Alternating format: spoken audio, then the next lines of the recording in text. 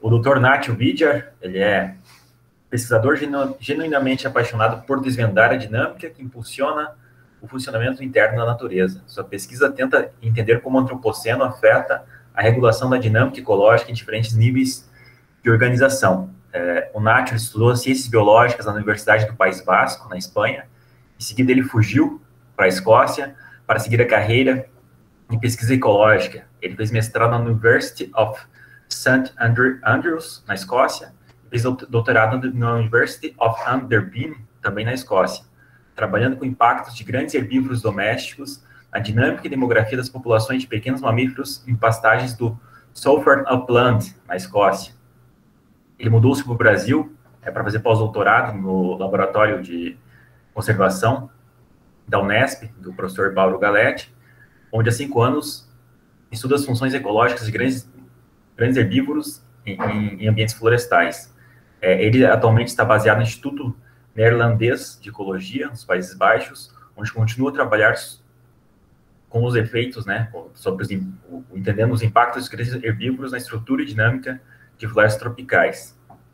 E aí contribuindo com diversos colegas brasileiros, e agora expandindo sua pesquisa na área de zoogeoquímica e restauração de ecossistemas por meio de reflorestamento e de grandes herbívoros. Eu agradeço, Nath, novamente a sua participação.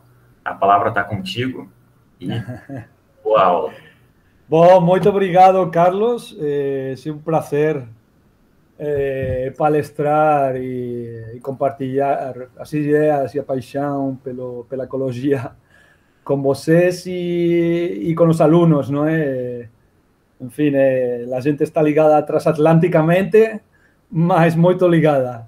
E agradeço a você e a Fadini por o convite e nesta oportunidade muito boa de dar uma enxaboada a la defaunação. A primeira coisa bom, se calhar alguns dos alunos têm dificuldade e alguns dos professores que andem olhando a palestra com o meu sotaque, eu tentarei fazer o meu melhor portunhol, o portunheiro, se calhar,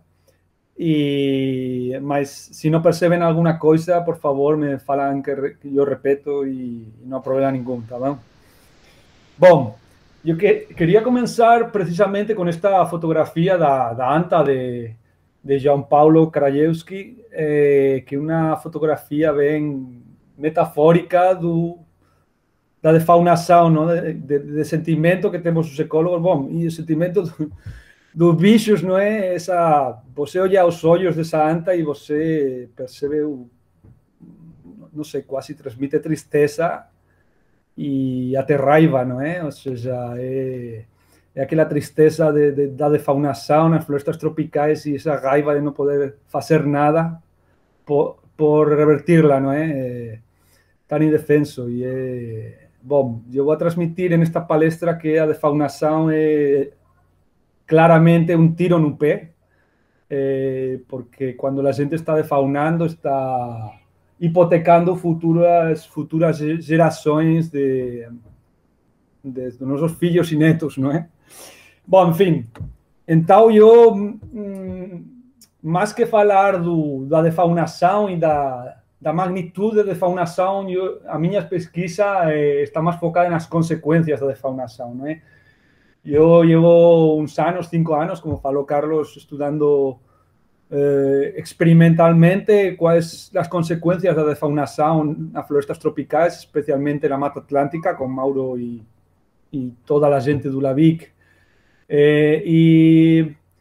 E pronto, e a gente percorreu um caminho e seguimos percorrendo, mas é pesquisa que está em andamento e não é uma pesquisa que esteja bem difundida, porque é bem novedosa, não é? A gente tem muitos estudos nas savanas africanas, nas florestas temperadas, enfim, em ecossistemas temperados, mas florestas tropicais a gente sabe muito sobre as causas da defaunação, mas muito menos sobre as consequências da defaunação, não é?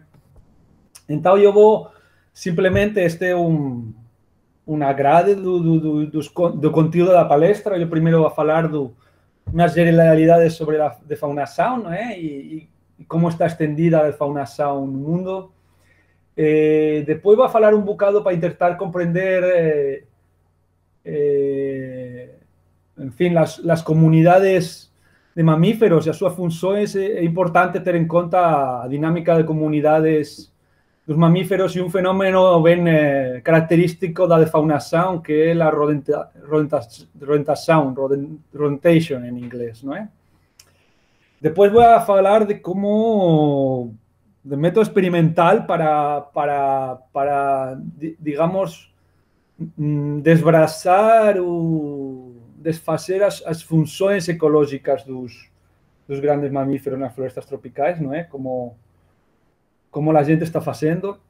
Depois vou a dar um repasso às consequências da defaunação em diferentes aspectos, em dinâmica de comunidades da floresta e em dinâmica do ecossistema da floresta também, nutrientes, produtividade primária, enfim. Então, vou começar já simplesmente por...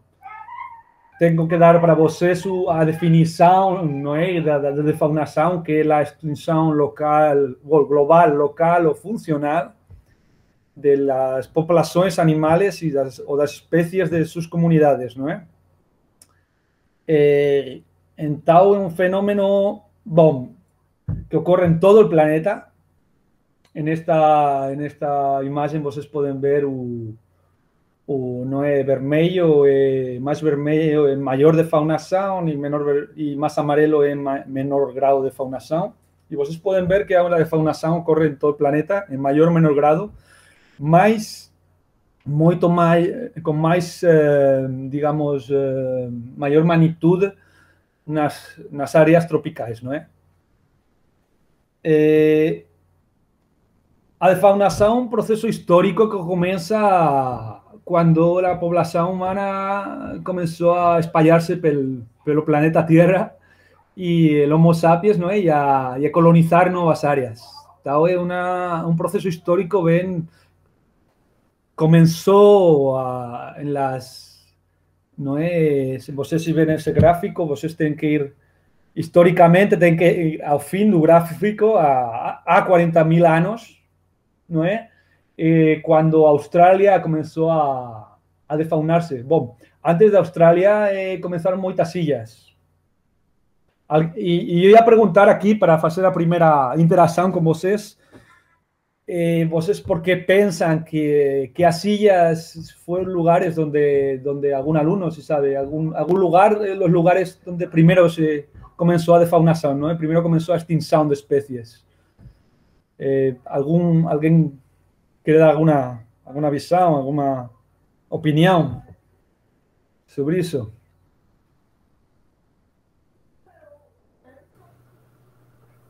Vamos lá, pessoal, participar aí. Ô, Nath, só tem tem um recadinho ali, acho que você pode minimizar ele ou fechar ali na sua tela. Acho que dá para tirar da frente. Ali na sua tela, ali tem um recado. You are sharing your entire screen. Aí você pode clicar ali. Isso. Aí. Tá bom. Bom, então, como ninguém está falando, está provavelmente... A Camila solicitou para repetir a pergunta, acho que ela deve ter perdido aí na... Tá bom. Então, por que a defaunação começou nas ilhas antes que em outros lugares? Porque se sentiu primeiro nas ilhas a extinção massiva de espécies? Deixa eu passar para o pessoal. O professor Nath quer saber por que nas ilhas a defaunação surgiu antes do que nos continentes. Porque as ilhas sentiram... Foi sentido antes a defaunação nas ilhas do que no continente. Alguém teria alguma sugestão?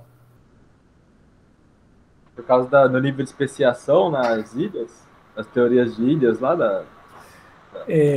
poderia ser, bom, né? Nas ilhas tem maior turnover de espécies, não é? Maior taxa de extinção e de endemismo, mas está relacionado com essa resposta, mas não é exatamente isso. O que acontece nas ilhas é que tem mais endemismos, então mais espécies únicas, não é? Então, há muitas espécies que só têm uma população em uma única ilha ou em poucas ilhas, não é? Em um arquipiélago. Então, el tamaño populacional es menor. Entonces, cuando se extingue una población en una isla o en pocas illas de una especie que es endémica de ese lugar, ya no, en fin, se extingue mucho más cedo que si você extingue una población en mitad de digamos, de Europa, por ejemplo, o de Asia, donde otras poblaciones pueden recolonizar, la misma especie pueden recolonizar, ¿no? Aquella área. En las illas es más difícil que eso acontezca, está relacionado precisamente porque las illas tienen menor tasa de colonización. Y entonces por eso en las illas se extinguió. Rápidamente a uno le ven a la cabeza el ejemplo de la isla de Pascua, ¿no? Aquella isla deserta, ¿no? En fin, de faunada no solo de animales, sino de personas también, ¿no? Bueno, en fin, voltando a la palestra, entonces, después, un proceso que después en los últimos 10.000 años se tiene acelerado, ¿no? Mucho precisamente por la explosión de la población humana en todos los continentes, así de simples. Y entonces el número de extinciones de especies es desorbitante, ¿no? O antropoceno que la gente fala. Bueno, mas esas especies, esas extinciones, esa defaunación no es random, no es al caso. Hay más especies que se extinguieron antes que otras, y esas especies son las especies de mayor tamaño. Entonces, no Pleistoceno, aquel ten un preguiça gigante ali no topo, ¿no es? Y ahí aquí tienen pronto en el eixo X el peso la media de peso, la mediana de peso de las especies que se han ido extinguiendo, ¿no es? En diferentes periodos, ¿no es? Entonces, no topo ten un Pleistoceno. O peso das especies que se extinguieron no Pleistoceno era moito maior, non é? La masa, el body size, non é? Por qué? Porque primeiro os humanos cazaron o máis lo que máis coste-beneficio retornaba, non é? Que os bichos grandes, e porque os bichos grandes eran máis sensibles e as súas poblações eran máis pequenas que os bichos pequenos. Después, pues a medida que o antropoceno y la población humana se fue extendiendo pelo mundo y ya sobraban especies pequeñas, más pequeñas, entonces fueron cazando y no solo cazando, sino extinguiendo de otras formas las poblaciones, las especies que fueron sobrando.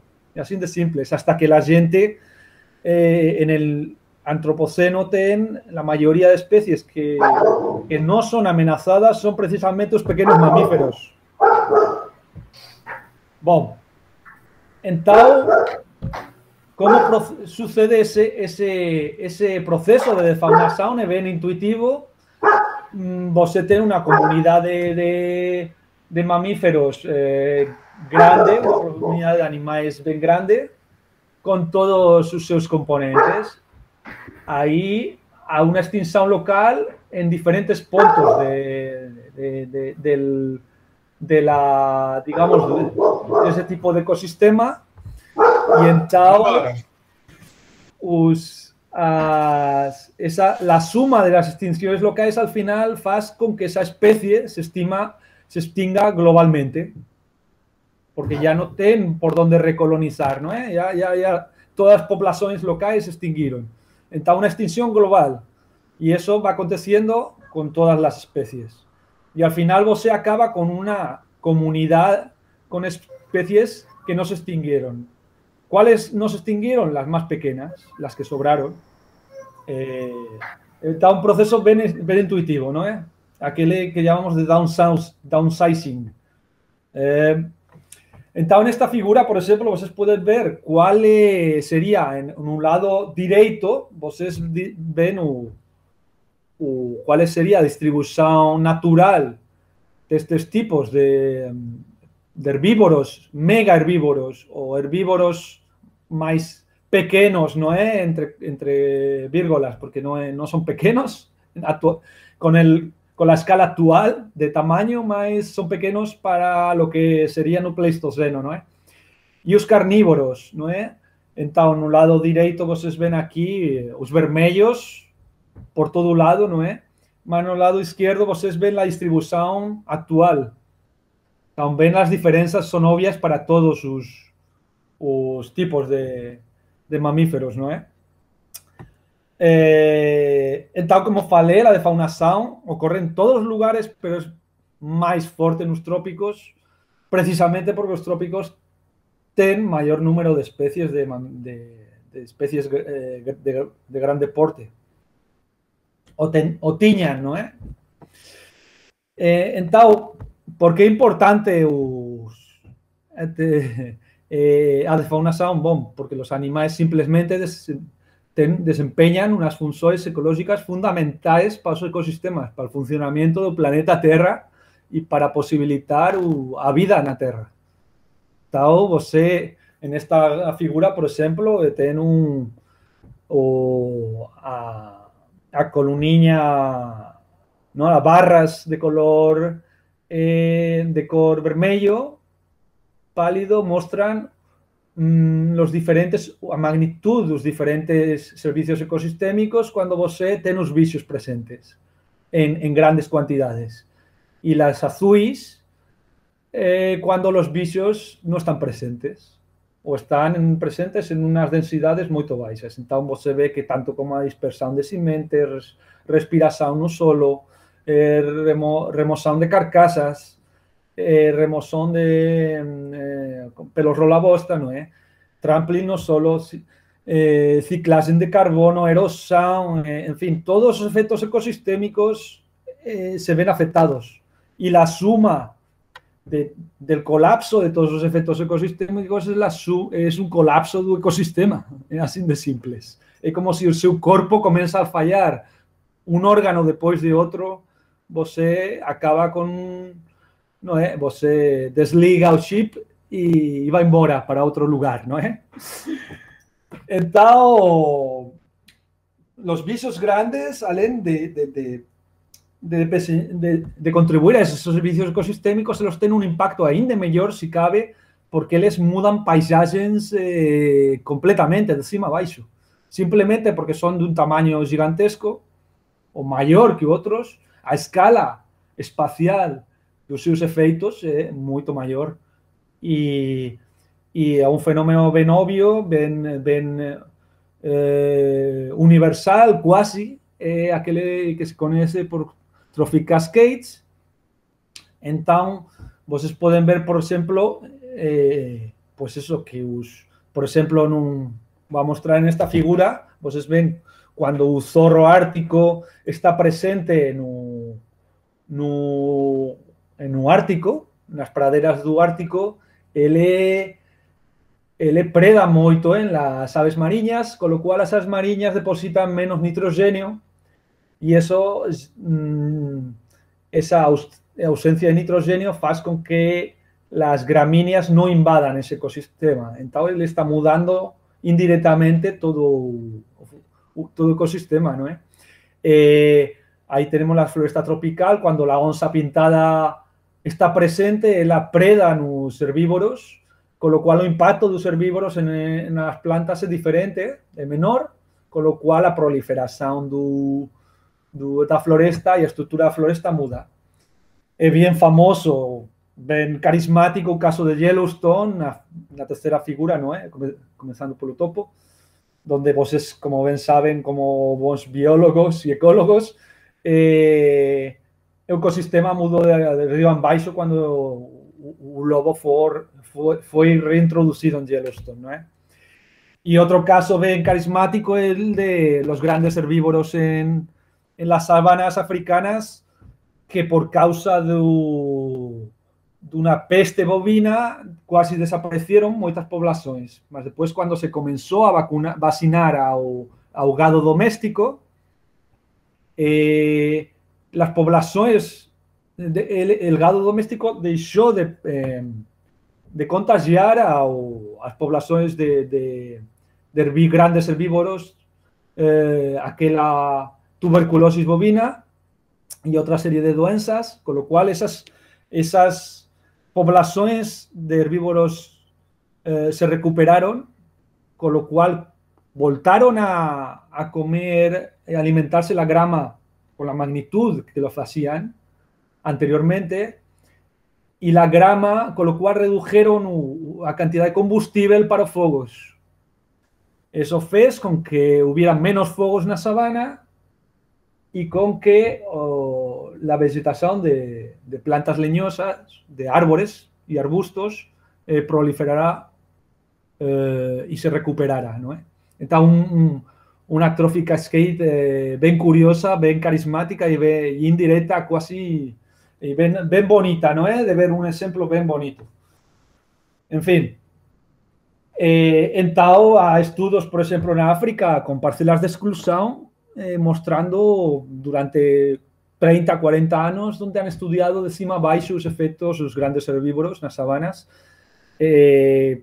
Então, você vê que os efeitos, quando você exclui o de fauna experimentalmente uma área, tem uns efeitos diretos e indiretos en otros consumidores, en las interacciones entre plantas y animales de todo tipo, antagonistas y mutualistas, y en las funciones y servicios ecosistémicos que el ecosistema desarrolla, ¿no? Entonces, eso en las sabanas se conoce muy bien.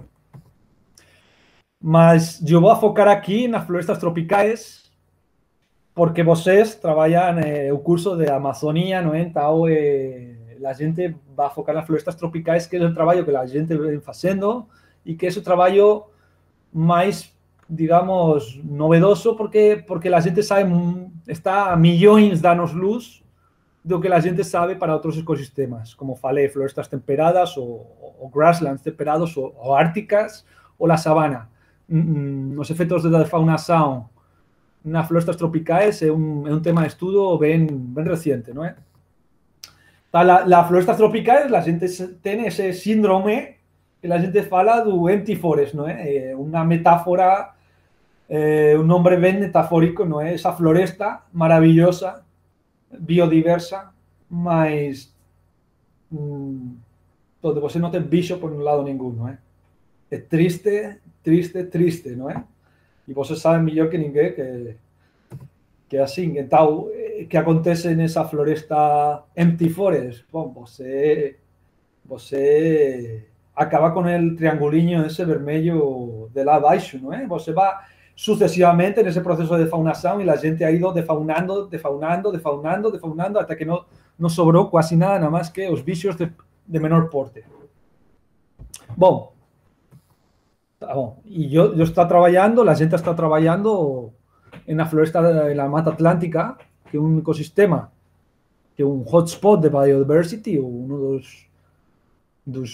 con mayor biodiversidad del planeta, mas solo sobró un 12%, actualmente yo acho que está entre un 15 y un 20%, ¿no? La cobertura original, por restauración ecológica y regeneración natural de áreas abandonadas. Entonces, la gente tiene ese, en fin, un ecosistema que ya no existe, nada más que en unas áreas bien localizadas, ¿no? Y en esas áreas que sobraron, el 88% de esas áreas no tienen ningún de estos bichos. Entonces, a pensar lo que tenemos lá, ¿no? El 88% no tiene estos bichos. Bueno, es catastrófico. En fin, para llorar, ¿no?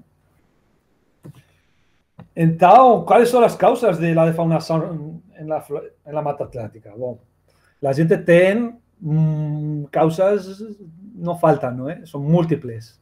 Mas la gente tiene una jerarquía de causas. Probablemente la más importante es habitat loss, la pérdida de hábitat, ¿no? La fragmentación de hábitat, la degradación de hábitat, y después tienen otras que son menores, pero que son las colisiones, el número de especies exóticas, el comercio ilegal de especies, la caza y últimamente las doenças. Entonces, la gente tiene una colección de causas de defaunación, de no sé, improperios contra la naturaleza que la gente tiene en la Mata Atlántica, ¿no? Que es un catálogo,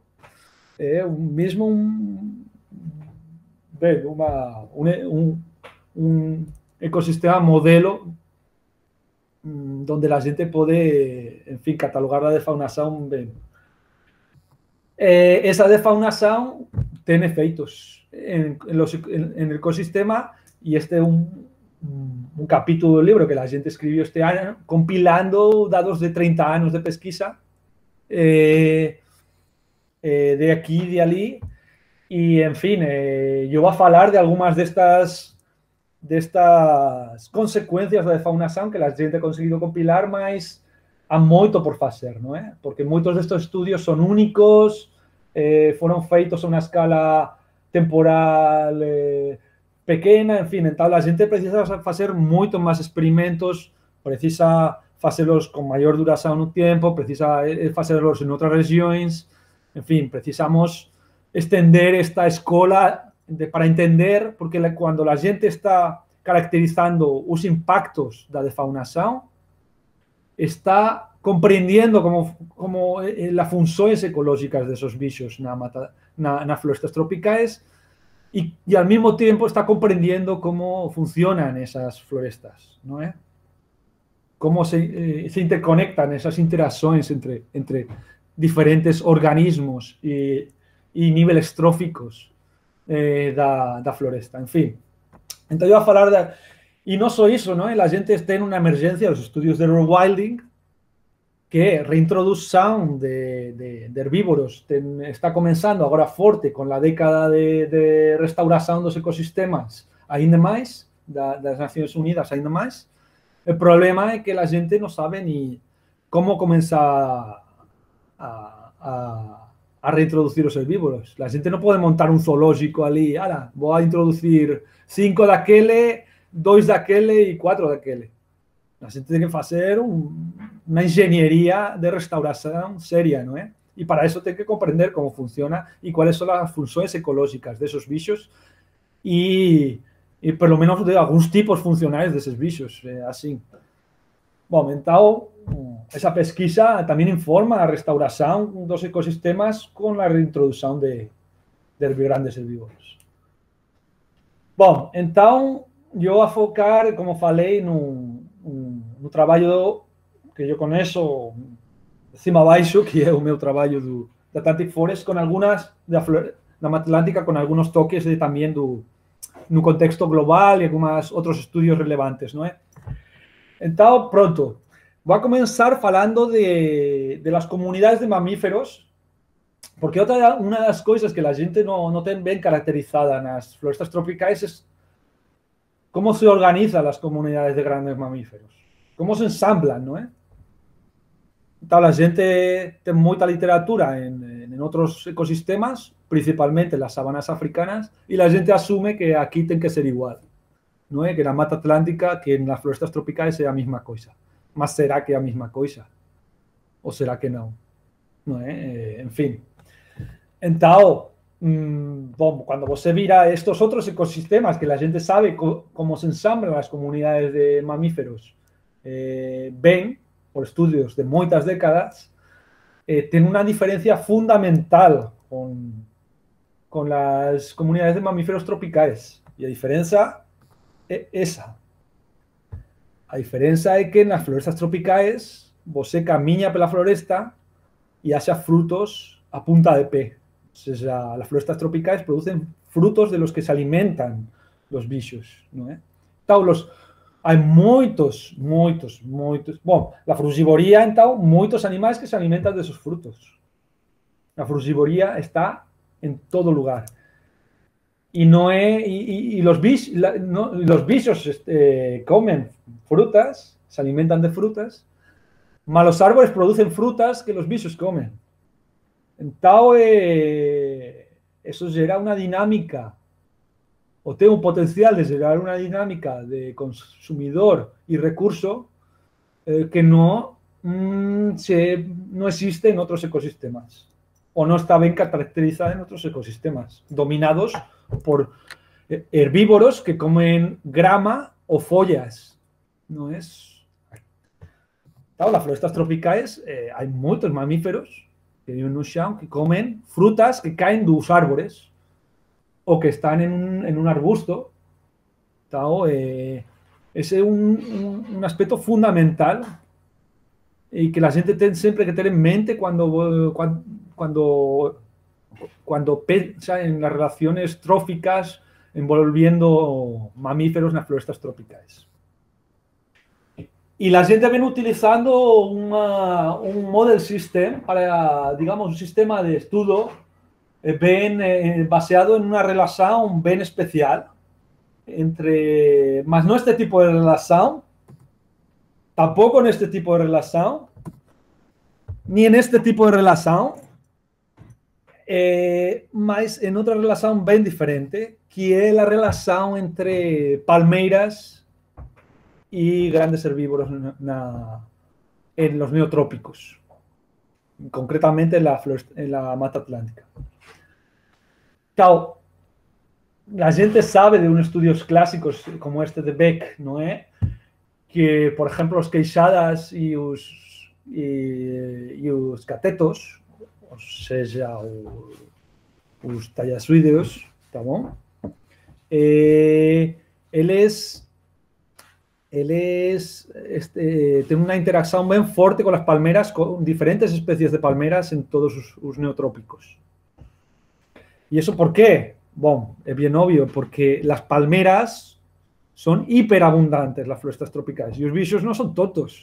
Los bichos saben que hay fruto de palmeras a punta P en las florestas tropicales. Entonces, si vos eres un consumidor de gran porte o que vive en grandes grupos y vos tiene que alimentarse tiene que consumir muchas frutas, entonces las palmeras es una fuente de recursos ben boa. Ella produce una cantidad, una biomasa de frutos impresionante, y encima vos ten, pues eso, palmeirales de diferentes especies espallados por todos los neotrópicos, ¿no?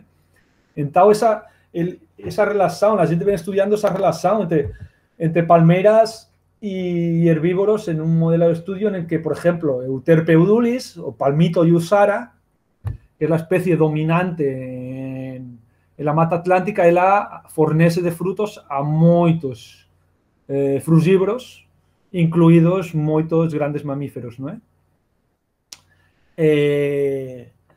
Então, por exemplo, unha alumna de mestrado publicó este traballo que la gente fez intentando comprender cómo los bichos compartillaban tres especies en un fragmento, tres especies de palmito, Palmito yusara, Jeribá y Bomioleracea. Son tres especies de palmeras donde la gente hipotetizó que estudió a queixada, a cateto y a cuchilla, y la gente hipotetizó que ellos compartillaban, ellos podían repartir un nicho, o sea, cada uno focar en una especie de palmera, o podían tener o podían competir por el mismo tipo de palmera. En fin, la gente fez varias hipótesis y analizó los datos usando camera traps. En fin, hicimos un estudio bien lindo de Paula, y lo que la gente vio es precisamente que hubo partición de nicho, ¿no es? La gente vio que los queixadas focaban en el palmito yusara, que es el que produce más frutos, más nutritivos, más también comía menor cantidad, también era capaz de comer otras palmeras, mientras que los otros bichos van jerárquicamente consumiendo palmeras menos nutritivas, ¿no? A mayor tamaño y mayor tamaño de grupo, vos ten mayor autoridad, si quiser, para consumir un recurso con más coste-beneficio, si quiser, ¿no?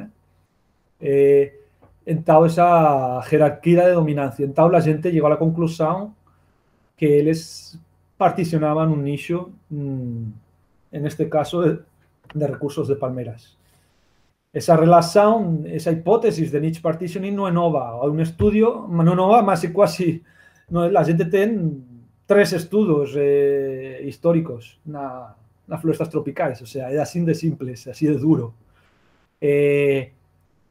Este estudio clásico lindísimo de Bodmer na Amazonía mostra precisamente eso, una partición de nicho por 5 diferentes especies de ungulados.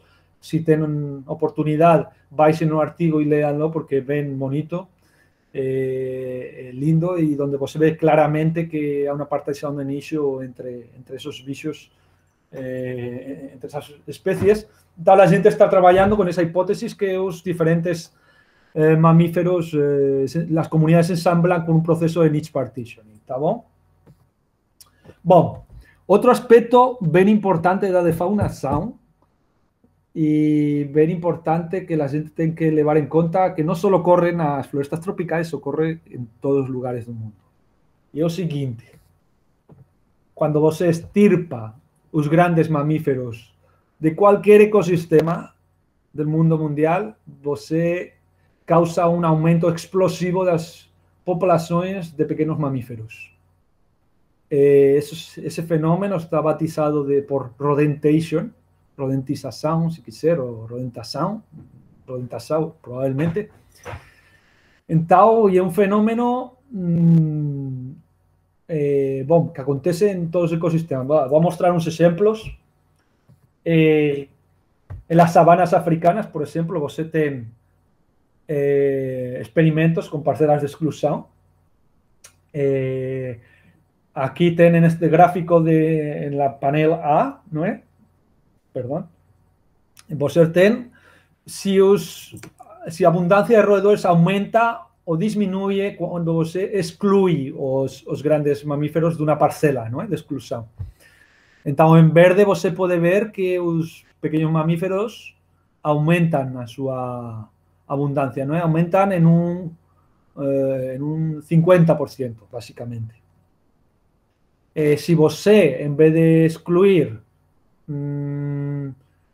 grandes mamíferos, você excluye grandes mamíferos más que son domésticos, esa exclusión, en amarelo aquí, en la barra amarela, você ve que no hay un efecto neto. Tiene muchísima variación, mas su efecto no es claro. Entonces, digamos que los grandes mamíferos de las sabanas controlan el número de pequeños roedores, de small mammals, ¿no? De pequeños mamíferos que hay. Bueno, este trabajo de mi doutoramento, precisamente, donde la gente oyó eso en áreas en pradeiras na Escocia, temperadas, y você ve que por ejemplo, donde la gente tiene un experimento con exclusión de mamíferos domésticos, ¿no? Tenía diferentes niveles, ahí un color cinza más oscuro, número 1, o tratamiento donde la gente tenía un gado doméstico a mayor densidad, y un número 4 es donde la gente, o color más claro, o blanco, ¿no? Es donde la gente no tenía gado doméstico, y lo que você ve en que las diferentes fases del pico ciclo populacional dos pequeños mamíferos siempre tienen casi el dobro de pequeños mamíferos en áreas sin grandes mamíferos que en áreas en que você ten grandes mamíferos a alta densidad. Conclusión, misma cosa, o grande mamífero controla la densidad de pequeños mamíferos. ¿Está bien? Y eso tiene un impacto en un nivel trófico superior, o sea, muchos mesocarnívoros, como las raposas, se alimentan de pequeños mamíferos en esos ecosistemas. Entonces, cuando você reduz un número de pequeños mamíferos, reduz a actividad y la densidad de raposas, sea así de simples, ¿no? Entonces, tiene un efecto en cascata lateral, ¿no? Bien intuitivo. Bueno, en floresta tropical, este estudio de Mauro, en un área con queixada y otro sin queixada, en la Mata Atlántica, está você ahí ten pecari y non pecari, ¿no? Como ve no panel da izquierda. Tal las áreas con pecari, vocês ten só 1, 2, 3, 4 y un bocado 5 especies de pequeños mamíferos. En las áreas sin queixada, você ten 1, 2, 3, 4, 5, 6, 7, 8, 15 especies, ¿no? de pequeños mamíferos. 14, no, bom, algunas, 12, bom, en cualquier lugar, ten más del dobro, ¿no? Y también lo que vieron en ese estudio es que la dieta cuando você ten un grande mamífero, como queixada lá, en grandes bandos, ellos desplazan la dieta de los pequeños mamíferos a otra, ellos digamos que se alimentan de otro tipo de recursos, ¿no? Ahí vemos Taptomis, Acodon y Oryzomis mudaron a su dieta en las áreas en las que tenían queixada, allí en un painel a la derecha, ¿no? Vemos que los queixadas, digamos que desplazan a dieta de los pequeños mamíferos. Y este otro estudio de otra meta-análisis, digamos, de Saldaña, de Ricardo Webendorp, también del grupo de LAVIC, mostrando que cuando você reduz tamaño de floresta florestal, de un remanescente florestal, bote un de fauna a floresta, ¿no? Y eso tiene un impacto en la diversidad de especies de roedor. Aumenta la diversidad de especies. Y eso afecta a diversidad filogenética y funcional de pequeños mamíferos también. Es un proceso que no solo ocurre en las sabanas y en florestas temperadas, también acontece en las florestas tropicales. Y cuando você ten áreas defaunadas, a mayoría de predación de sementes es feita por esos pequeños mamíferos, ¿no? Este es un estudio también bien claro donde se ve que las barriñas amarelas, que es la predación de sementes por pequeños roedores, básicamente ocupa todo, ¿no? Las áreas de esas florestas defaunadas. Bueno, entonces, ¿cómo la gente viene estudiando las consecuencias de la defaunación? Bueno, la gente viene estudiando con un abordaje experimental, que digamos que el abordaje más robusto, ¿no? Porque es causal, digamos, vos excluye un grande mamífero, entonces la causa sin o sin de lo que você, del proceso, la mudanza de cualquier proceso que você observa dentro y fuera de la parcela es la exclusión, es así de simples. Entonces la gente de 2009 instauró un grande experimento con muchas parcelas de exclusión por toda la Mata Atlántica, en el estado de São Paulo, en 4 áreas. ¿Por qué 4 áreas?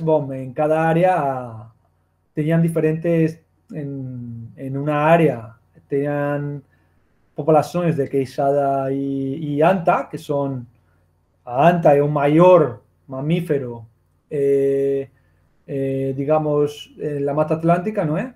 Y o queixada es o más abundante en términos de biomasa, ¿no? En áreas que você ten queixada ten 80% da biomasa que son bandos de queixada. Entonces,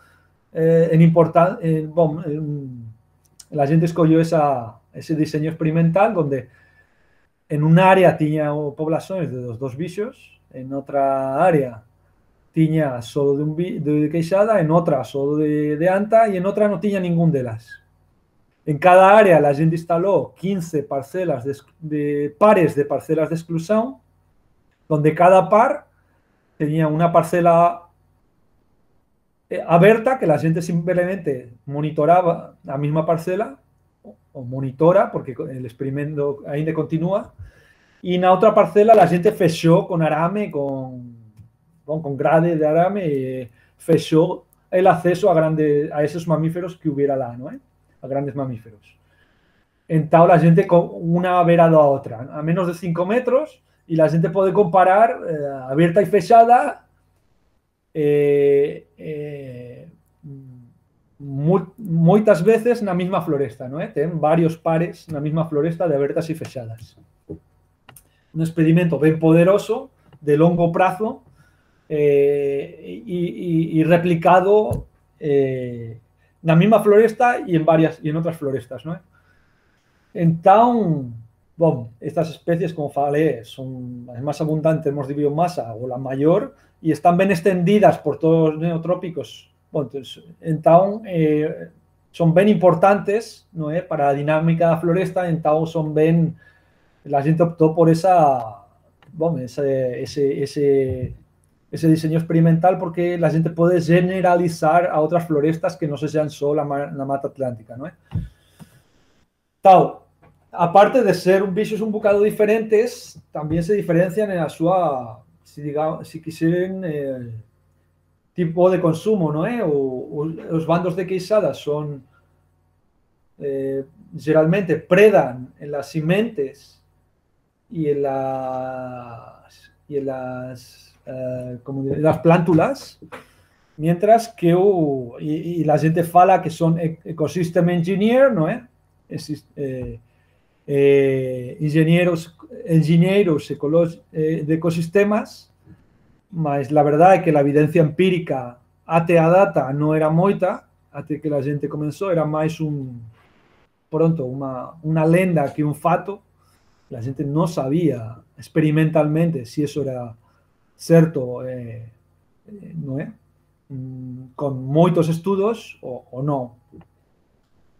E a anta, que ele se alimenta de follas, mas tamén de frutos, e dispersa moitísimos frutos. Entón, ten unha función máis mutualista, dispersión de sementes, e de fato os tapirs son géneros que son os maiores dispersores, ten a maior número, el récord, no maior número de especies de plantas dispersadas en las súas feces, seja nos neotrópicos ou seja na Asia, eles dispersan unha cantidad increíble de especies nas súas feces. E a gente fala que o jardineiro da floresta, non é? Mas a mesma coisa, a gente ten eso de 5 ou 6 estudos moito puntuais, então é necesario estudar eso con máis detalle, non é? Bom, e a gente ten, então, estes dos grupos funcionais de mamíferos, non é, que poden interactuar entre eles ou complementarse ou combatir, se queren, en súa función ecológica. Ten moitas posibilidades, non é? Porque ellos sobrelapan espacialmente, non é? Entón, estes fenómenos de mutualismo e dispersión, predación, mutualismo, antagonismo, se sobrelapan espacialmente no tempo e no espacio, entón. É moito interesante o experimento dese punto de vista, non? E é unha coisa ben quasi única dos sistemas tropicais, das florestas tropicais, é esa, porque a frugivoría é tan forte, você ten esa oportunidade de estudiar esos dos procesos correndo simultáneamente, non é? Esos procesos de mutualismo, de dispersión de sementes, non é tan claro na floresta, en outro tipo de ecosistemas. Porém, ainda acontece, non é? E lembrense de aquele Foliage is the Fruit, de Jansen, non é?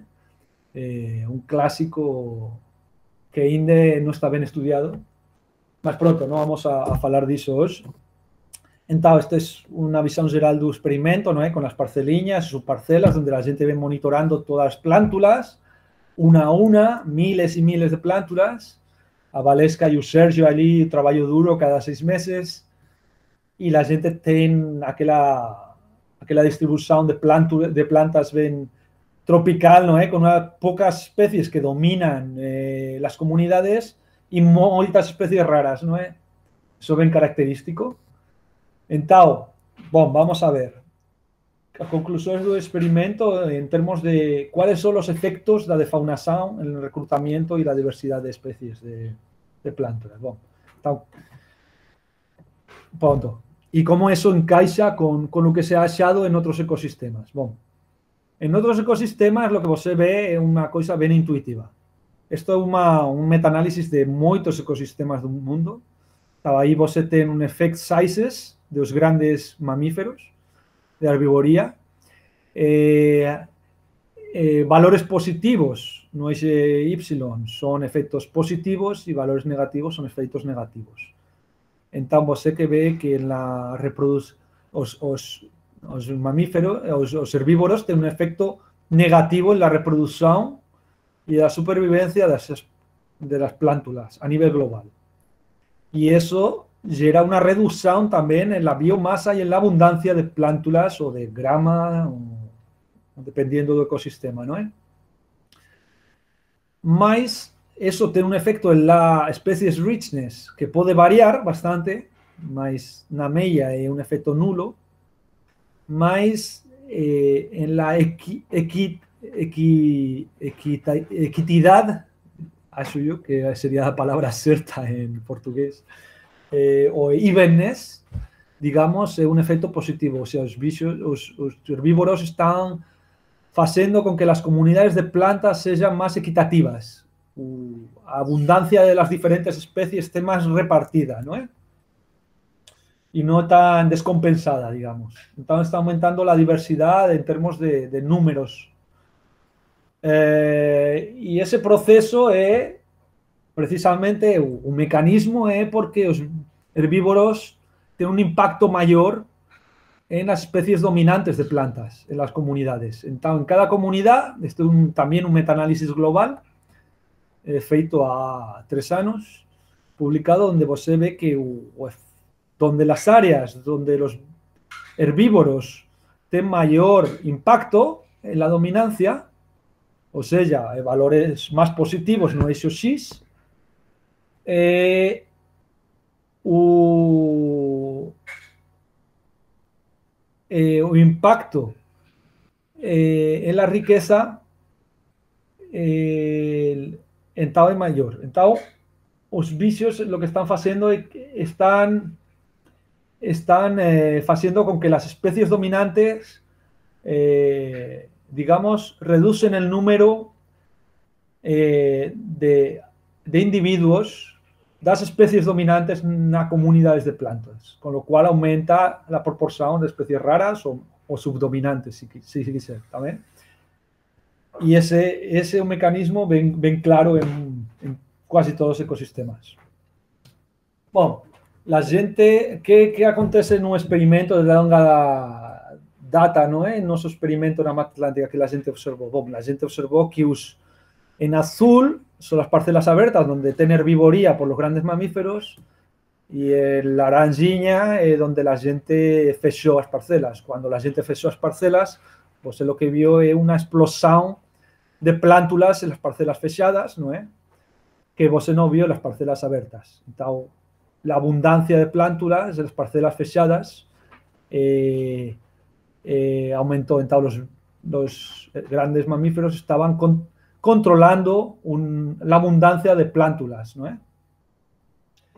Mas cuando vos partes a las comunidades en especies de plantas dominantes y especies raras, vos ve que el efecto es causado por el impacto de los herbívoros en las especies dominantes. En las especies raras ellos no tuvieron impacto ninguno en la abundancia. Você tenía el mismo número de especies raras, de individuos de especies raras en las parcelas abiertas y en las fechadas. Eran paralelas las líneas. Mas con las especies dominantes, ellos controlaran las especies dominantes. Todo impacto es en las especies dominantes, ¿no? Misma cosa que la gente ve en otros ecosistemas. ¿Y qué acontece cuando la gente oye esa evenness, ¿no? Equitatividad en la comunidad, ¿no? Ve exactamente eso, ¿no? Que ellos tienen un impacto mayor, ellos están aumentando la equitatividad en la comunidad de plantas, ¿no? En las parcelas abiertas, se ve casi una línea plana, digamos, en las especies dominantes, mientras que las parcelas fechadas, cuando vos excluís, la equitatividad de las especies dominantes baja rápidamente, ¿no? Entonces, eso no acontece en las raras. Entonces, lo que está haciendo los bichos es hacer con que las especies dominantes fiquen más equilibradas en las parcelas, ¿no? O en el seu sobrebosque, si quiser, porque las parcelas no son más que un ejemplo de lo que está aconteciendo en el resto de la floresta, ¿no? Cuando você oye species richness, pues você ve que realmente ese efecto no está aconteciendo. Como vimos en la señal global de aquellos meta-análisis global, ¿no? Lo que acontece en otros ecosistemas. La señal no es clara, ¿no? En unos ecosistemas sí, en otros no, en unos lugares sí, en otros no. Aquí lo que la gente ve en la Mata Atlántica es que cuando você excluye los mamíferos, você recluta más especies raras. Lo que pasa es que continúan siendo raras, ¿no? Continúan siendo especies con 1 o 2 individuos en la comunidad de plantas, no viran dominantes. Esa dinámica ainda la gente está estudiando bien claramente cómo funciona más. Lo que la gente es 2 cluviños de especies dominantes y subdominantes y otro de especies raras. Bueno, en fin, esos son los resultados parciales que dentro de 10 años más la gente tiene que revisitar, ¿no? Mas una cosa que la gente no tenía caracterizado en ningún otro sitio es el impacto en la diversidad beta. La diversidad de beta es la diversidad de comunidades, o sea, cómo difiere una comunidad en un punto de la floresta de otra comunidad de plantas en otro punto de la floresta, ¿no? Y en tal lo que la gente vio es que los grandes mamíferos, ellos, por su efecto en las especies dominantes, también de nuevo, están causando con que a floresta, en cada bocado da floresta, sea diferente que un bocado que si quisiera un micro área de la floresta que tiene al lado, ¿no? Están haciendo con que la heterogeneidad espacial de la floresta sea mayor, ¿está bien? Y eso la gente te caracteriza en la Mata Atlántica, la primera vez en las florestas tropicales, y no está bien caracterizado en otros ecosistemas. Más o menos interesante porque la gente sabe que las florestas tropicales tienen unos niveles de diversidad beta gigantérrimos, ¿no? Entonces, es posible que los grandes mamíferos estén implicados porque ellos, digamos, que hacen con que las florestas fiquen más diversas espacialmente.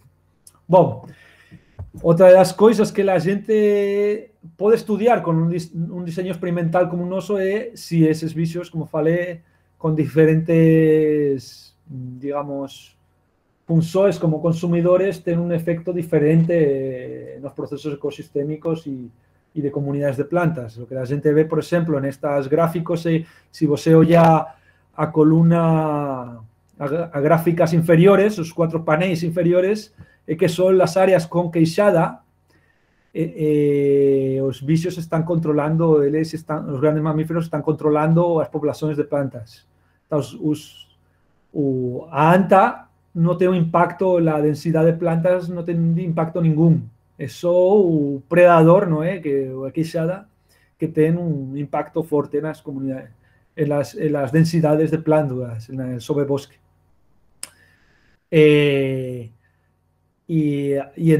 Solo en el área que tienen las 2 especies, tanto anta como queixada, de nuevo, uno un poco más mutualista y otro un predador voraz, en área en que los grandes, en que les consiguen aumentar la diversidad beta.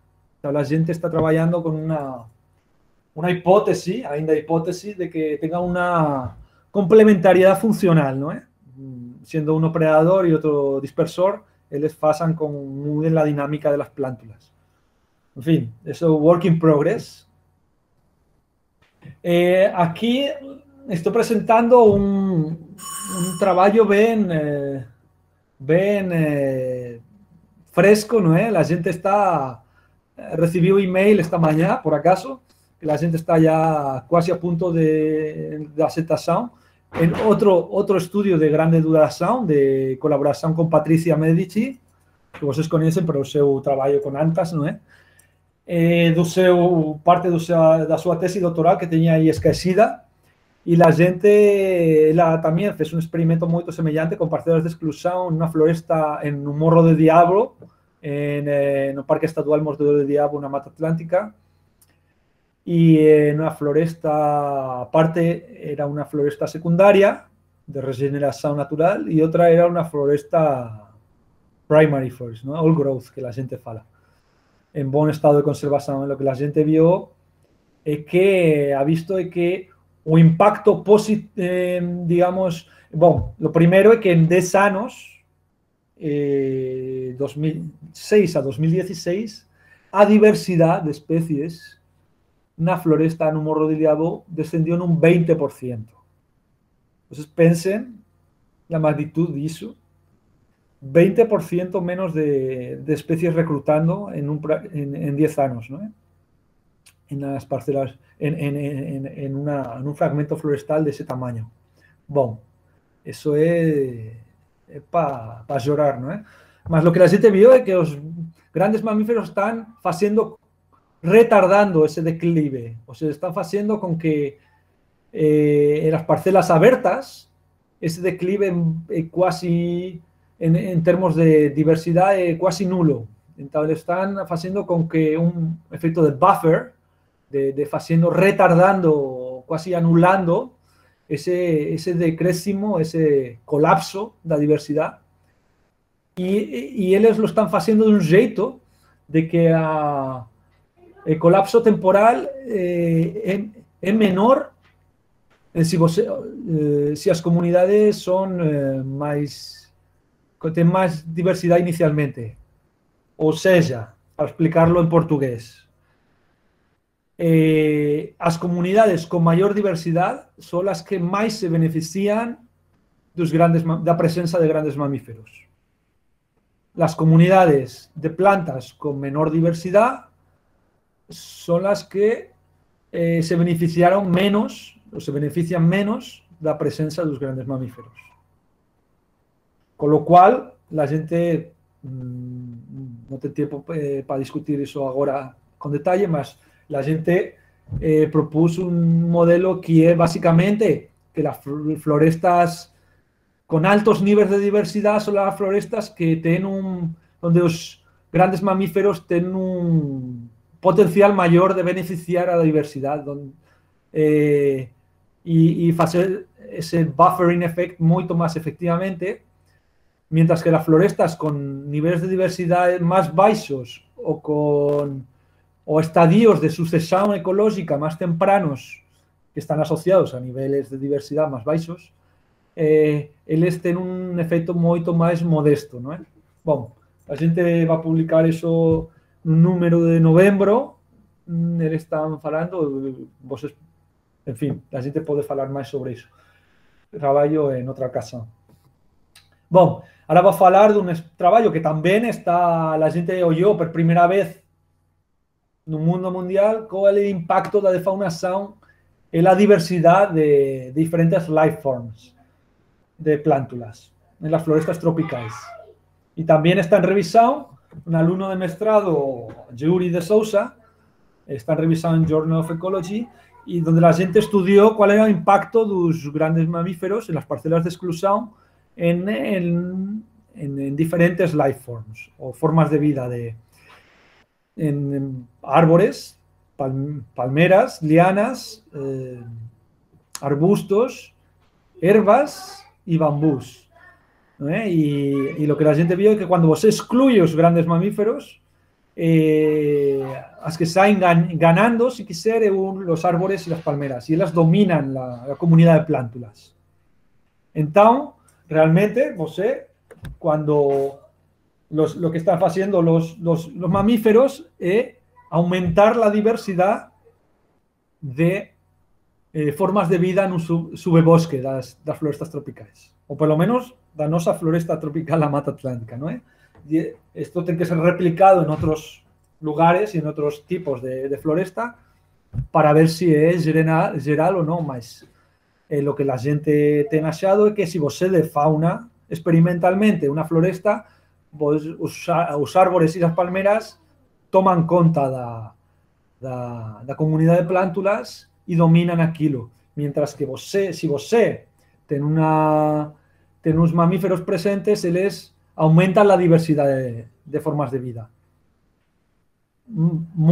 también muy interesante es que la gente ve que las interacciones entre diferentes formas de vida, cuando los mamíferos están presentes, son siempre neutras o positivas, o sea, ellas no compiten unas formas de vida con otras. ¿No? ¿Por qué? Probablemente porque la herbivoría es tan fuerte que ellas no pueden competir entre ellas. La herbivoría es la que domina las relaciones entre palmeras, entre formas de vida, de plántulas. Mientras que si vos de fauna aquellas formas de vida diferentes comienzan a competir entre ellas. ¿Está bom? A ver quién toma cuenta de la comunidad. Y como falei, los árboles y las palmeras toman cuenta. Entonces, cuando están los bichos, ellos están creando un subbosque más diverso en formas de vida, y eso quiere decir un subbosque más estructuralmente más rico, vertical y horizontalmente, ¿no? Entonces, a defaunación, el mensaje sería que más para digamos, un bosque estructuralmente más complejo y más rico, ¿no? Pronto, esto está en revisión y esperemos que pronto se sea aceito y se sea publicado. Vamos a pasar ahora a un nivel de ecosistema.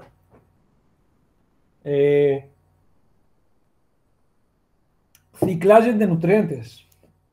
Como ven, la gente está entrando en Hardcore Ecosystem Dynamics, ¿no? Muy longe da mastozoología, si quiser, mas é necessário a gente fazer estes estudos, como falei, para dar um golpe na mesa e falar os bichos são importantes ou não são importantes. Bom, vamos ver. Bom, até agora o que a gente tem é estudos de muitas décadas em outros ecosistemas e a gente o que ha visto é que em praderas el consenso, tanto en sabanas como en florestas, como en praderas, donde la grama domina, gramíneas dominan en áreas temperadas o tropicales de sabana, que los grandes herbívoros tienen un efecto positivo en el ciclaje de nutrientes, se los excretan nitrogenio, modifican un solo de un jeito en que los incentivan el ciclaje de nitrogenio y en tal retorno de ese nitrogenio a las plantas, con lo cual estimulan la productividad primaria de las plantas, con lo cual un ciclo, con lo cual las plantas dan de comer a esos grandes herbívoros, un ciclo fechado positivo, ¿no? Es bien intuitivo. Ya eso ha demorado décadas en llegar allí.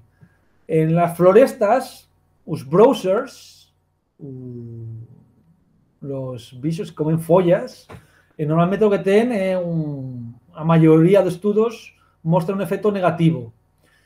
Seja, los bichos están causando digamos, un retraso en el ciclaje de nutrientes. Faz con que el ciclaje de nutrientes sea más lento, las feces y la descomposición no solo sea más lenta, entonces el nitrogenio fluya más lentamente y las comunidades bacterianas de bacterias nitrificantes transformen ese nitrogenio más lentamente, entonces retornen a las plantas más lentamente, a los árboles, y ese ciclo de nitrogenio vaya más lento. ¿Está bien? La pregunta es cómo encaixa la frugivoría en eso, ¿no? Como la gente faló, la gente de las florestas tropicales tiene ese componente de frugivoría que es totalmente nuevo en este esquema, ¿no? La gente estudió eso por primera vez en las parcelas de exclusión, y lo que la gente vio es que tiene un impacto positivo. Entonces, en las parcelas abiertas, en una parcela abierta, pues tenía de media un dobro de amonio que en una parcela fechada no solo. Los bichos casi duplican la cantidad de amonio, no solo. Y la gente los probablemente hacen eso porque les excretan y las feces y orina están aumentando la cantidad de amonio en un solo. Bueno, la gente vio, si vosotros se lembran, de aquella relación especial que la gente faló entre palmeras y herbívoros. La gente ve, grandes herbívoros, la gente ve eso en los resultados claramente, en este y en otros muchos resultados. Que es que en las áreas con palmera, o ciclaje, bom, a cantidad de amonio en un solo es mayor que las áreas con pocas palmeras. ¿Por qué? Porque los bichos están acudiendo a esas áreas con palmeras, tienen un efecto llamada a esas palmeras, ¿no? Para los grandes herbívoros. Entonces están acudiendo a esas palmeras moito máis, então tem un impacto maior na quantidade de amonio. En fin, cuando la gente vio no solo la cantidad de amonio, sino a la velocidad que ese amonio es ciclado no solo por las bacterias. Lo que la gente vio es que esa velocidad, que esa velocidad también es mayor en las áreas con palmeras que las áreas con pocas palmeras, en las parcelas abiertas. En las parcelas fechadas no tiene estructura espacial, digamos. Las parcelas abiertas, los grandes mamíferos frugívoros están estimulando la actividad de las bacterias que ocurren en un solo, ¿no? Que están en un solo. Las bacterias nitrificantes que transforman el amonio en nitrato que después es absorbido por las raíces de las plantas, etcétera, etcétera, ¿no? Entonces, básicamente, en las áreas defaunadas você no tiene estructura espacial en el ciclaje de nitrogenio, más en las áreas en que você tiene comunidades de mamíferos saudáveis, tiene una estructura espacial y esa interacción entre palmeras y mamíferos de grande porte, frugívoros, estructura o espacio na floresta, estructura a floresta. Y ainda más la gente achó una cosa ainda más interesante, que los bichos están movimentando los nutrientes de un lado a otro de la floresta, un nitrogenio. Entonces, en la floresta, naturalmente, você ten áreas más ricas en nitrogenio y áreas menos ricas en nitrogenio no solo, ¿no? Eso ocurre naturalmente pela heterogeneidad espacial do solo y, en fin, fenómenos físicos y químicos, ¿no? Mas con grandes herbívoros, ellos redistribuyen el nitrogenio y el ciclaje de nitrogenio en la floresta, de un jeito que le están equilibrando o nitrogenio espacialmente en la floresta. Ellos están haciendo turbinando, si quiser, ¿no? Haciendo un top-up, turbinando en las áreas pobres en nitrogenio, están turbinando un nitrogenio, haciendo con que le aumente, con lo cual están haciendo que esas áreas viren más fértiles, si quiser, ¿no? Están realmente haciendo ese jardinage en la floresta y ese ecosystem engineering da floresta. Entonces, un estudio ven model system y la gente entonces propuso ese modelo que la gente fala de fruiting lawns o sitios de frutificación en portugués, fruiting lawns, donde los bichos y las plantas frutificantes tienen un feedback positivo en que las plantas, los árboles que frutifican, como las palmeras, ellas atraen a los bichos y ellos consumen esos frutos que las producen, caen en el chão, ellos consumen esos frutos, defecan en esos lugares con mayor, digamos, frecuencia que las áreas que no tienen tanto fruto, excretan en esos lugares, mecen el chão y modifican el chão por el pisoteamiento, más con lo cual todo eso está dando de comer y estimular a las bacterias nitrificantes que después transforman el amonio en nitrato y que después es captado por las plantas. Después la gente está ahora viendo cómo testar el feedback, si ese nitrogenio es absorbido realmente por las plantas y ellas producen más frutos y crecen más en las áreas en que tienen herbívoros, ¿no? Entonces sería un final fechando un ciclo, si quisiéramos. Entonces es un model system o el esquema que la hipótesis que la gente está trabajando. Bueno, aquí tiene un estudio de modelaje que vos estarán interesados porque precisamente feita para la área amazónica, ¿no? Donde Chris Doty en 2013 fez un estudio de modelaje, todo meramente modelaje, o sea, no es dato empírico, mas vocês pueden ver donde ele olhou como a distribuição do fósforo por grandes mamíferos y como en el Amazonian Basin, ¿no? En las áreas del Amazonas, y cómo ella era afectada por la defaunación, con simulaciones. Entonces le vio que en el panel A, como se ven, las concentraciones de fósforo siguen el río Amazonas en vermelho, ¿no? Se ve claramente porque los bichos precisan, las áreas más productivas son las más perto da agua, ¿no? Los bichos tienen mayor concentración de bichos perto da agua, entonces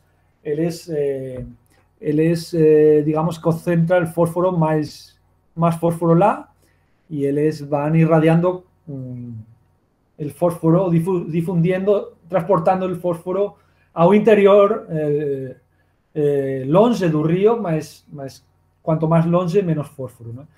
Ahí se ve que en el panel B, como hay una reducción drástica en la cantidad de fósforo que les movimenta, ¿no? Perdón. Más una cantidad gigantesca. Eso es simulado, más pronto es posible que sea el caso. Y él después simuló el futuro, ¿no? ¿Qué acontecería en 28.000 años en el panel C si la gente conserva los mamíferos que la gente tiene, que no muda casi, y en el panel D si la gente continúa defaunando más ainda, ¿no? Si continúa el tren de defaunación a lo largo tiempo, que la gente continúa a defaunar y ahora más que nunca, ¿no?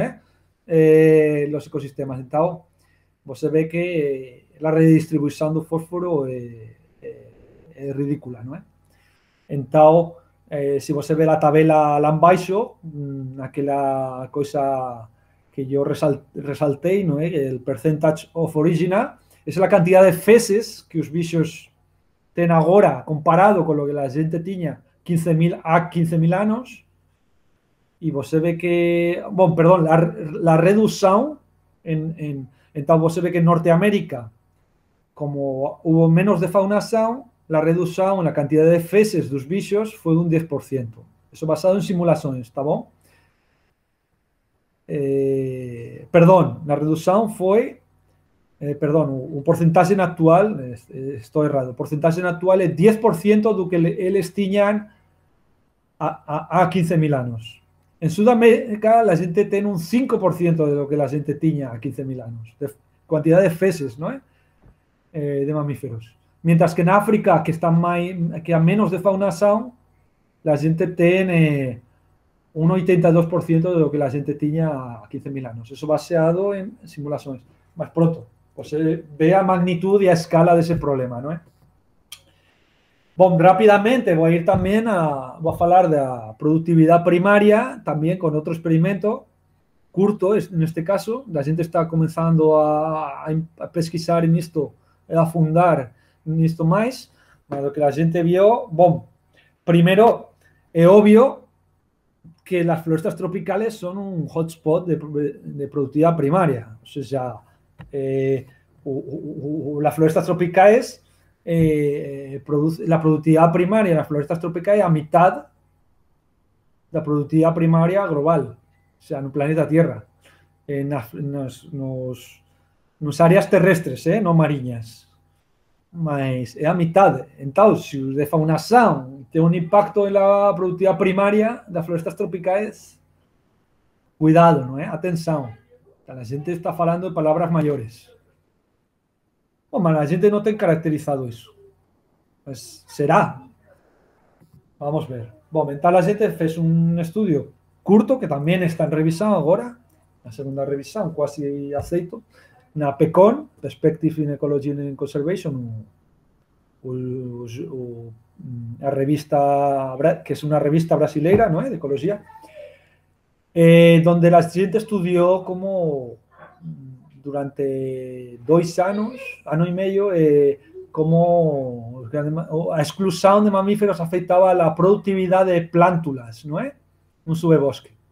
Y la gente lo que vio es que en áreas, la misma cosa, las palmeras y los grandes mamíferos estructuran espacialmente la productividad primaria. Y la misma cosa que la gente vio con un nitrogenio, ¿no? Qué casualidad, nitrogenio, un padrón muy semejante con productividad primaria, ¿no? Vocês ven ahí la coincidencia, que se callar no es coincidencia, sino callar es causa-efecto, más pronto. Entonces, cuando você aumenta a cantidad de palmeras, vamos a comenzar por muy simples, que es que los bichos son atraídos a las palmeras, la gente vio eso claramente, con pronto índices de actividad,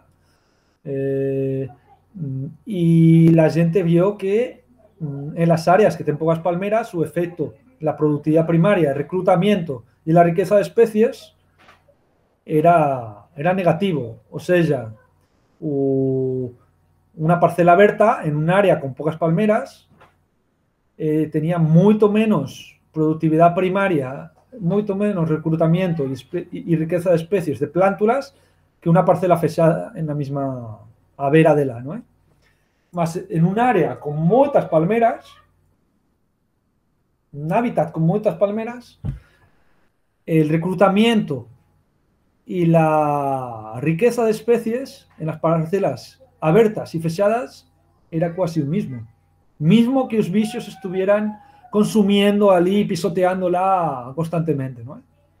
Y en más, além disso, la gente achó que en esas áreas con muchas palmeras, la parcela abierta, o sea, las áreas, la parcela donde los bichos tienen acceso y están pisoteando constantemente, tenía una productividad primaria mucho mayor de plántulas que una parcela fechada que estaba a vera de la. O sea, conclusión, los bichos están consumiendo muchos frutos y pisoteando aquello, más están incrementando la productividad primaria, ¿no? Entonces la gente va viendo un esquema, se va acercando a aquel feedback positivo entre mamífero, consumidor de frutos y plántulas, ciclaje de nutrientes positivo y productividad primaria positiva, ¿no? La gente vio ese efecto espacial también, que vimos, que mostré para vosotros y que comenté, de nitrogenio, que es que en las áreas no defaunadas, las parcelas no defaunadas eran mucho más semejantes entre ellas en términos de productividad primaria, mientras que las áreas defaunadas, si vos defauna la floresta, la productividad primaria varía espacialmente muchísimo. En áreas con grandes mamíferos, ellos están equilibrando la productividad primaria entre áreas, diferentes áreas de la floresta, ¿está bien?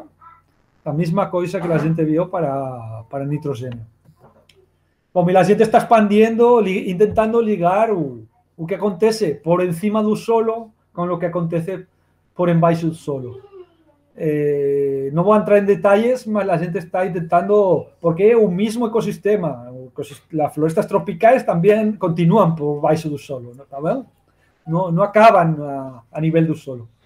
Continúan no dosel y continúan no solo. Bom, y ya la última cosa que voy a hablar para vosotros son cómo la defaunación afecta a dispersión de sementes y secuestro de carbono, que son temas que parecen bien diferentes, mas están ligados. Y aquí voy a hablar de trabajos que no son los nosos, de las parcelas de exclusión, mas si otros trabajos ven también de la Mata Atlántica, casi todos. La primera cosa es que los bichos grandes se movimentan y tienen un home range mucho mayor, se movimentan mucho, ¿no? Y tienen un área de vida muy grande. Entonces, si son frugívoros y dispersan sementes a larga distancia. Entonces, si vos se defauna una floresta tropical, pues está perdiendo la magnitud y las distancias que se dispersan las sementes es mucho menor, es así de simples.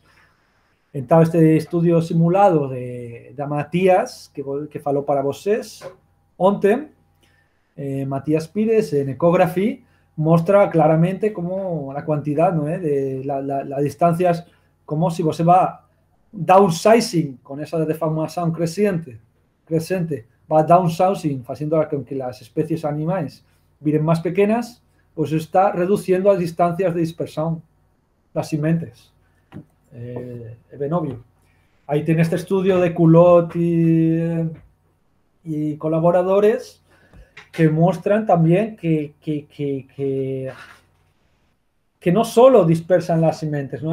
Los grandes mamíferos y los grandes animales en la floresta facilitan con que esas sementes germinen longe da planta mãe. Al dispersar-las longe da planta mãe, las sementes que germinan longe da planta mãe. Y eso hace con que las fuyan de ese Janssen-Connell effect, que ustedes ven conocen porque son ecólogos tropicales, que es que el reclutamiento debaixo da planta mãe es mucho menor. ¿No? Entonces, si los bichos están ayudando a que recluten, la gente fujan da predación y dos fungos y dos predadores y parasitas especialistas que ocurren debaixo da planta mãe, están haciendo con que esas sementes puedan germinar y se callar reclutar longe da planta mãe mejor que debaixo dela. Entonces, pueden aumentar la diversidad espacialmente, la diversidad beta da floresta, ¿no? Entonces, este estudio muestra muy bien cómo diferentes especies dispersan a diferentes distancias y cómo mismo que en global la germinación sea misma, el porcentaje de germinación, las están germinando longe da planta cuando poseen grandes herbívoros. Você ve también que el patrón de dispersión de sementes de diferentes especies de grandes herbívoros, de grandes frugívoros, es diferente. Entonces, unos frugívoros usan unos hábitats y otros usan otros hábitats. A veces ellos coinciden espacialmente, sobrelapan, más otras veces no, porque tienen diferente nicho ecológico y diferentes hábitats dentro de la floresta, ¿no? La floresta no toda igual, la floresta es muy heterogénea. Y entonces, as antas, por ejemplo, tienen un patrón de fecación y de dispersión de sementes diferente a la de muriquí, y ellas defecan en áreas más abiertas. Me estoy acordando también otro estudio de Lucas, publicado en Biotrópica. ¿Cuál es su sobrenombre de Lucas? No me lembro, mas él muestra también que la anta defeca en áreas abiertas y puede estimular especies pioneras, ¿no? El reclutamiento de especies pioneras en áreas abiertas. Más en este caso, pues ve que él tiene un efecto complementario espacial, ¿no?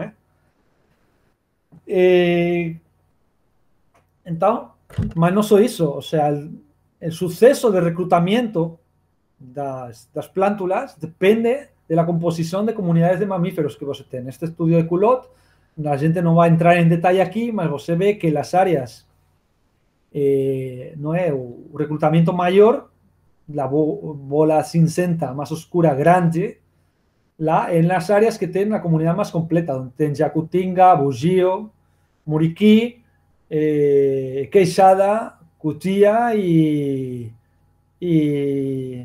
pequeños mamíferos. Y en áreas en que tienen pequeños mamíferos mas no tienen queixada, mismo que o queixada sea un predador, como la predación de sementes, como los queixadas excluyen a los pequeños mamíferos,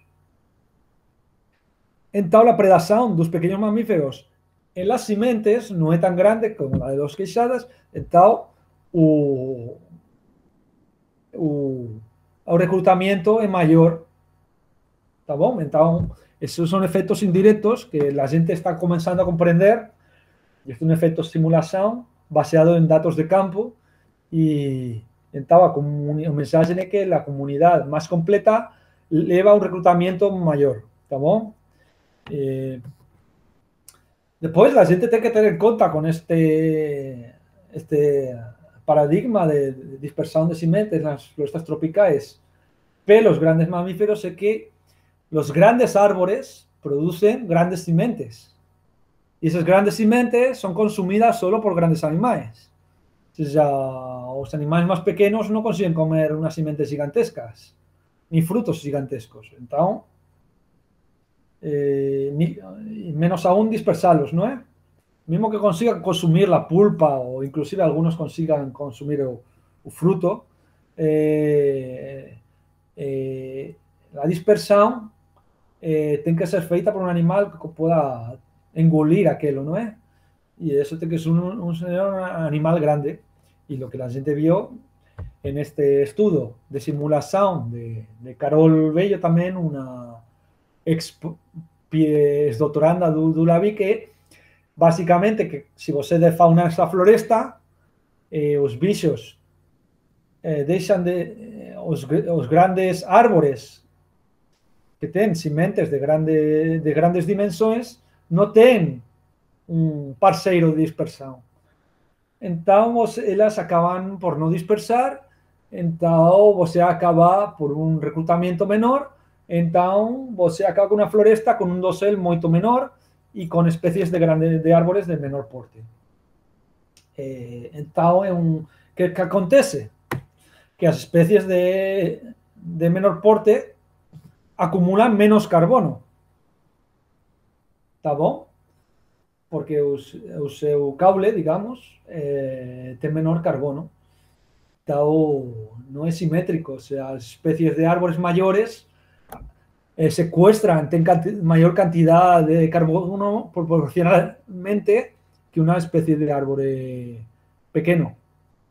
Entonces, você ve la línea azul de esta simulación, que si você extingue especies ao acaso, ¿no es? Hasta el 100% de especies al acaso de mamíferos, incluyendo pequeños mamíferos, você está disminuyendo, no disminuye la cantidad de carbono casi, el estoque de carbono en aquella floresta, mas cuando você secuencialmente va matando todas las especies de grande porte y defaunando aquella floresta, sistemáticamente enfocando las especies de grande porte, se va sucesivamente perdiendo estoque de carbono en aquella floresta.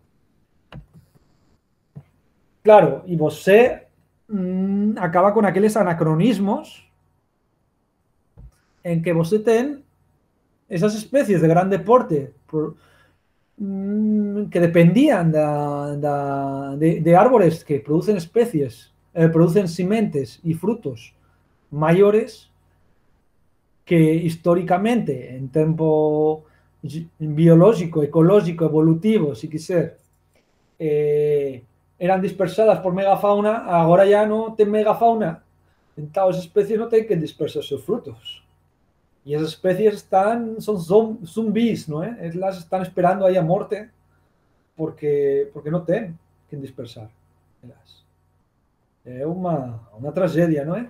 Entonces, bueno, yo voy a concluir a mi monólogo casi, ¿no? Y este precurso por los efectos de la defaunación, estas consecuencias de la defaunación, simplemente con unos mensajes clave, ¿no? Que la defaunación acontece en todos los lugares del mundo, y un proceso histórico ligado a la expansión de la humanidad y a la sobreexplotación del medio natural, los ecosistemas, más y más fuerte en los trópicos porque la gente tiene más especies en los trópicos. Las causas de la defaunación son bien conocidas, cada día aparece un paper, un artigo novo falando do impacto da rodovia, da degradação, da fragmentação, na diversidade, na defaunação, enfim, naquela espécie ou na outra, mas as consequências nas florestas tropicais são muito menos conhecidas. E a gente tem que produzir essa ciência para saber, primero, para dar relevancia al papel funcional de esas especies que se están extinguiendo ou que foram extintas, para compreender qual é a sua função ecológica e para informar os processos de restauração e rewilding dessas comunidades, não é? No futuro, a gente está começando a reconstruir o mundo natural e tem que saber como fazê-lo, tem que fazer verdadeira engenharia ecológica. E para isso precisa ciência sólida, baseada em experimentos ou mesmo dados correlativos mais bem contrastados e fortes e replicados. Bom, então a gente está pouco a pouco tentando acumular evidência e parece ser que nas florestas tropicais a defaunação afeta a processos ecológicos fundamentais como pode ser el reclutamiento y la diversidad de las plantas y las comunidades de plántulas en su bosque y la diversidad de life forms de plantas, de formas de vida de plantas, la estructura vertical y horizontal de la floresta en términos de estructura de plantas, de comunidades de plantas, en el ciclaje de nutrientes, la productividad primaria, en la distribución espacial, la diversidad de plántulas, la distribución espacial de ciclaje de nutrientes, la distribución espacial de productividad primaria, la dispersión de sementes y el estoque de carbono. Então, tem catálogo aqui de consequências da defaunação nas florestas tropicais bem grande, não é? Simplemente queria agradecer todos estes estudos, meu postdoc e o trabalho que continuo a fazer. Não seria impossível sem a ajuda e sem o convívio de gente que te deixa a pele todos os dias, que deixa a muitos no Brasil e em outros países neotropicais, muita gente que se deixa a pele pela conservação e por fazer ecologia de qualidade. E no meu caso, eu tive a sorte de trabalhar no LABIC e continuo, não é? E serei LABIC de por vida. E especialmente a esta gente que mantém vivo esse experimento e outros experimentos, não é? Que enfim, que tem colaborado especialmente no trabalho e bom, a todos vocês pela oportunidade de participar nesta série de palestras, série de aulas da UFOPA que é bem necessária e eu acho muito completa e bom, espero haver contribuído a esclarecer algumas coisas, se calhar gerei algumas dúvidas a vocês, assim que estou aberto a discussão, a questões, se tiverem, ou se quiserem, se acham que isso está muito tarde para vocês, podem enviar um e-mail, a gente pode conversar em outra altura, eu, enfim, estarei encantado de falar com vocês. Muito obrigado a Fadini, a Rodrigo e a todos vocês pela oportunidade. Muito obrigado.